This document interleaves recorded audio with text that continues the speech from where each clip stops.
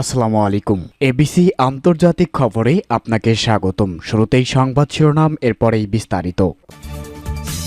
জানিয়ে দিব এই মুহূর্তে পাওয়া সর্বশেষ আন্তর্জাতিক সংবাদ। শুরুতেই শিরোনাম। হামাসের বিরুদ্ধে লড়াইয়ে আরও ৩ ইসরায়েলি সেনা নিহত। পরেই জানাবো রুশ বোমায় প্রাণ হারালেন আরও ১৩ ইউক্রেনীয়। এদিকে এরদোয়ানের ব্যক্তিত্ব নিয়ে যা বললেন ট্রাম্প। জানাবো জ্বালানি সংকটে গাজার নাসের হাসপাতাল বন্ধ ঘোষণা। এবং সর্বশেষ জানাবো সিরিয়ার ওপর থেকে কিছু নিষেধাজ্ঞা তুলে নিতে পারে ইউরোপীয় ইউনিয়ন। শুনছিলেন সংবাদ শিরোনাম, এবারে বিস্তারিত। হামাসের বিরুদ্ধে লড়াইয়ে আরও ৩ ইসরায়েলি সেনা নিহত। উত্তর গাজা উপত্যকায় ফিলিস্তিনি প্রতিরোধ আন্দোলন হামাসের বিরুদ্ধে লড়াইয়ে ৩ ইসরায়েলি সেনা নিহত হয়েছে। এছাড়া এই ঘটনায় আহত হয়েছে আরও ৩ জন। এই এলাকায় বেশ কয়েকদিন মারাত্মক যুদ্ধের মধ্যে সামরিক বাহিনী এই তথ্য জানালো। এক প্রতিবেদনে এই খবর দিয়েছে টাইমস অফ ইসরায়েল।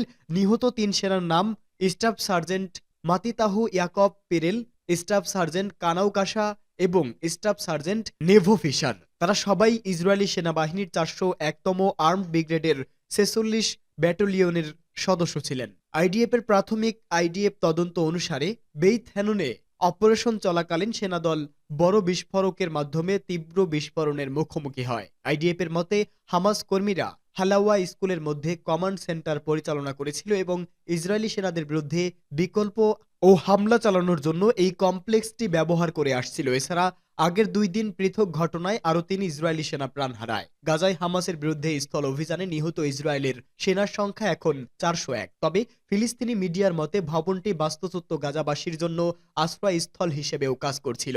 গাজার সিভিল ডিফেন্স জানিয়েছে ইসরায়েলি হামলায় অন্তত ৯ জন নিহত হয়েছে। আইডিএফ বলেছে তারা বেসামরিক ক্ষতি কমাতে অনেক পদক্ষেপ নিয়েছে, যার মধ্যে বিমান নজরদারি এবং অন্যান্য বুদ্ধিমত্তার ব্যবহার রয়েছে। ইউক্রেনের দক্ষিণাঞ্চলীয় শহর ঝাপোরিঝিয়ায় রাশিয়ার বোমা হামলায় অন্তত ১৩ জন নিহত হয়েছেন, আহত হয়েছেন আরও ৩০ জন। এক প্রতিবেদনে এই তথ্য জানিয়েছে সংবাদ মাধ্যম আল জাজিরা। প্রতিবেদনে বলা হয়েছে ইউক্রেনের দক্ষিণাঞ্চলীয় শহর ঝাপোরিঝিয়ায় রাশিয়ার বোমা হামলায় অন্তত ১৩ বেসামরিক নাগরিক নিহত এবং প্রায় ৩০ জন আহত হয়েছেন বলে কর্মকর্তারা জানিয়েছে। ইউক্রেনের প্রেসিডেন্ট ভ্লাদিমির জেলেনস্কি সামাজিক যোগাযোগ মাধ্যম এক্সে লিখেছেন, শহরে বিমান হামলার চেয়ে নৃশংস আর কিছুই নেই। সাধারণ বেসামরিক মানুষ ক্ষতিগ্রস্ত হবে জেনেও এই হামলা চালানো হয়েছে। এছাড়া তার একটি টেলিগ্রাম পোস্টে শহরের রাস্তায় আহত রক্তাক্ত বেসামরিক নাগরিকদের জরুরি সেবা কর্মীরা চিকিৎসা সেবা দিচ্ছেন এমন গ্রাফিক ফুটেজ দেখা গেছে। ইউক্রেনের প্রসিকিউটর জেনারেল কার্যালয় জানিয়েছে হামলায় বহু উঁচু আবাসিক ব্লক, শিল্প স্থাপনা এবং অন্যান্য অবকাঠামো ক্ষতিগ্রস্ত হয়েছে। ধ্বংস অবশেষ একটি ট্রাম ও বাসের উপর আছড়ে পড়ে। এর ভেতরে যাত্রীরা ছিলেন। আঞ্চলিক গভর্নর ইভান ফেডরভ বলেছেন রুশ বাহিনী শহরের একটি আবাসিক এলাকায় গাইডেড বোমা নিক্ষেপ করেছে এবং হামলায় অন্তত ২ আবাসিক ভবন ক্ষতিগ্রস্ত হয়েছে। উল্লেখ, ২০২২ সালের ফেব্রুয়ারি মাস থেকে ইউক্রেনে চলা রুশ বাহিনীর আগ্রাসনে হাজার হাজার বেসামরিক নাগরিক নিহত হয়েছে। প্রায় ৩ বছর ধরে চলা এই যুদ্ধে ইউক্রেনের দোনেৎস্ক, লুহানস্ক, খেরসন ও ঝাপোরিঝিয়ায় ৪টি প্রদেশের আঞ্চলিক দখল নিয়েছে রুশ বাহিনী। তুরস্কের প্রেসিডেন্ট রিসেপ তাইপ এরদোয়ানকে বন্ধু বলে সম্বোধন করেছে নবনির্বাচিত মার্কিন প্রেসিডেন্ট ডোনাল্ড ট্রাম্প। ট্রাম্প বলেছেন এরদোয়ান এমন একজন ব্যক্তি যাকে তিনি পছন্দ ও সম্মান করেন। ফ্লোরিডার মারো লাগোতে তার বাসভবনে এক সংবাদ সম্মেলনে এক প্রশ্নের জবাবে ট্রাম্প এই মন্তব্য করেন।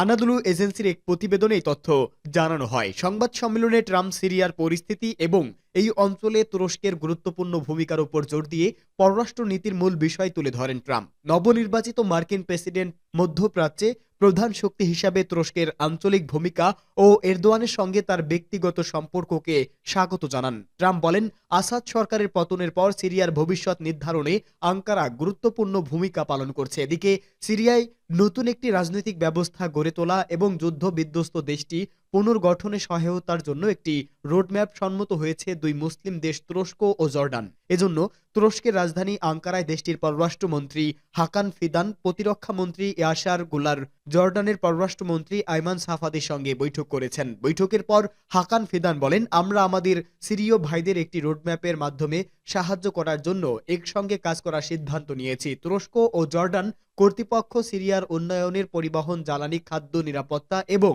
কৃষিসহ যৌথ প্রচেষ্টার সমন্বয় করবে। সিরিয়ার স্থায়ী স্থিতিশীলতা এবং নিরাপত্তা প্রতিবেশী দেশ হিসেবে তুরস্ক ও জর্ডান উভয়ের জন্যই অত্যন্ত গুরুত্বপূর্ণ। তুর্কি পররাষ্ট্রমন্ত্রী আরও বলেন, তুরস্ক ও জর্ডানের তৈরি প্ল্যাটফর্মটি অন্যান্য প্রতিবেশী দেশ যেমন ইরাক এবং লেবাননের জন্যও উন্মুক্ত, যাতে সমস্ত আঞ্চলিক স্টেকহোল্ডাররা আঞ্চলিক সহযোগিতা এবং স্থিতিশীলতা জোরদার করার জন্য যৌথভাবে কাজ করতে পারে। অবরুদ্ধ গাজা ইসরায়েলি হামলায় নিহতের সংখ্যা বেড়েই চলছে। তাদের হামলা থেকে রেহাই পাচ্ছে না হাসপাতালও। এসব হাসপাতালে আহতদের চিকিৎসা সেবা ব্যাহত হচ্ছে। এরই মধ্যে জ্বালানি সংকট দেখা দিয়েছে গাজার নাসের হাসপাতালে। এ কারণে হাসপাতালটি জরুরি সেবা ব্যতীত সব ধরনের সেবা বন্ধ ঘোষণা করা হয়েছে। কাতার ভিত্তিক সংবাদ মাধ্যম আল জাজিরার এক প্রতিবেদনে এই তথ্য জানানো হয়। প্রতিবেদনে বলা হয়েছে, ফিলিস্তিনি তথ্য কেন্দ্র খান ইউনুসের নাসের হাসপাতালকে উদ্রিক্ত করে জানিয়েছে, জ্বালানি সংকটের কারণে গাজার দক্ষিণ আঞ্চলীয় শহরের এই স্বাস্থ্য সেবা কেন্দ্রটি নিবিড় পরিচর্যা ইউনিট ও অস্ত্রোপচার কক্ষ ছাড়া সব ধরনের সেবা বন্ধ করা হয়েছে। প্রতিবেদনে আরও বলা হয়েছে, গাজার স্বাস্থ্য মন্ত্রণালয় একটি সত্যিকারের বিপর্যয়ের বিষয়ে সতর্ক করার একদিন পরই এই ঘোষণা এলো, কারণ ছিটমহলের বাকি কোনো কার্যকরী স্বাস্থ্য সেবা কেন্দ্রে জ্বালানি মজুত নেই। জ্বালানি সংকট হাসপাতাল, অক্সিজেন স্টেশন, ওষুধের রেফ্রিজারেটর ও নার্সারিগুলোকে হুমকির মুখে ফেলেছে। মন্ত্রণালয় আরও জানিয়েছে, ইসরায়েলি বাহিনী একদিকে এসবের নিরাপত্তার কথা বলে, আরেকদিকে জ্বালানি ট্যাঙ্ক সহ কনভয়গুলোকে চোর ও দস্যুদের দিয়ে চুরি করতে সাহায্য করে। সিরিয়ার উপর থেকে কিছু নিষেধাজ্ঞা তুলে নিতে পারে ইউরোপীয় ইউনিয়ন। সিরিয়ার উপর থেকে কিছু নিষেধাজ্ঞা তুলে নিতে পারে ইউরোপীয় ইউনিয়ন। মানবিক সহায়তা প্রদান এবং দেশকে পুনরুদ্ধারে অসহযোগিতার অভিযোগে তাদের উপর নিষেধাজ্ঞা দিয়েছিল এই জোট। ফ্রান্স ইন্টার রেডিওকে দেওয়া এক সাক্ষাৎকারে ফ্রান্সের পররাষ্ট্রমন্ত্রী জিন নোয়েল ব্যারট এই কথা জানান। বাশার আল আসাদের সরকার ক্ষমতাচ্যুত হওয়ার আগে মানবিক সহায়তার প্রবাহ চালু করার চেষ্টা করেছিল। তার পতনের পর গত সোমবার মার্কিন যুক্তরাষ্ট্র 6 মাসের জন্য সিরিয়ার উপর দেওয়া নিষেধাজ্ঞা প্রত্যাহার করেছেন। ফ্রান্সের পররাষ্ট্রমন্ত্রী বলেন, ইউরোপীয় ইউনিয়নও খুব শীঘ্রই যুক্তরাষ্ট্রের মতো এমন সীমিত সময়ের জন্য নিষেধাজ্ঞা প্রত্যাহার করে নিতে পারে। তবে কবে নাগাদ প্রত্যাহার করা হবে সেটি তিনি নির্দিষ্ট করে বলেননি। এটুকু বলেছেন, সিরিয়ার উপর রাজনৈতিক যেসব নিষেধাজ্ঞা আছে সেগুলো আগামীর ক্ষমতাসীন সরকারের পলিসির উপর ভিত্তি করে বিবেচনা করা হবে।